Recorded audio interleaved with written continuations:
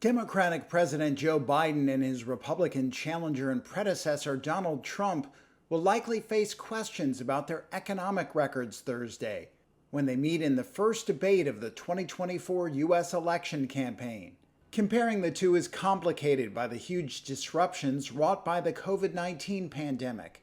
That led to two of the most extreme quarters of economic contraction and growth in U.S. history, followed by a bout of inflation reminiscent of the 1970s. The broadest measure of an economy's performance is annualized growth in gross domestic product, or GDP, a figure that counts every widget produced, every meal served, and every dollar spent.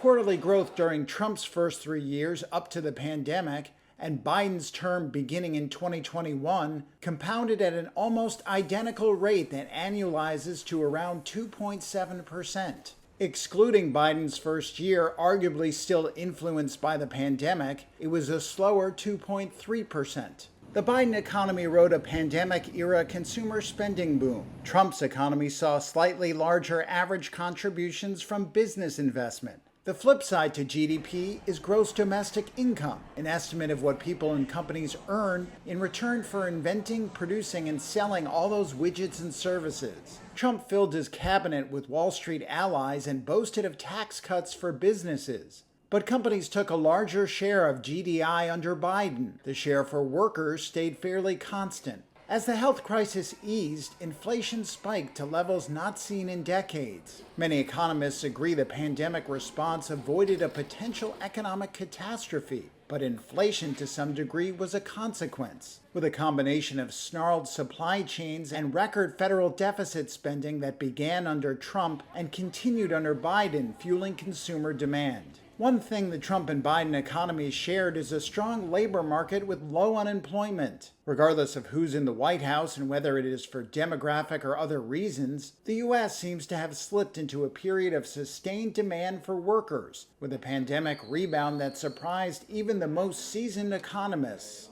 One key difference between Biden and Trump on jobs is that rising immigration under Biden allowed job growth to continue at a higher level than it might have otherwise, absent higher wages. But overall, despite their positioning as polar opposites, both Biden and Trump have embraced big deficits, overseen historically low unemployment rates, imposed tariffs on Chinese goods, and seen stock markets hit record highs on their watch.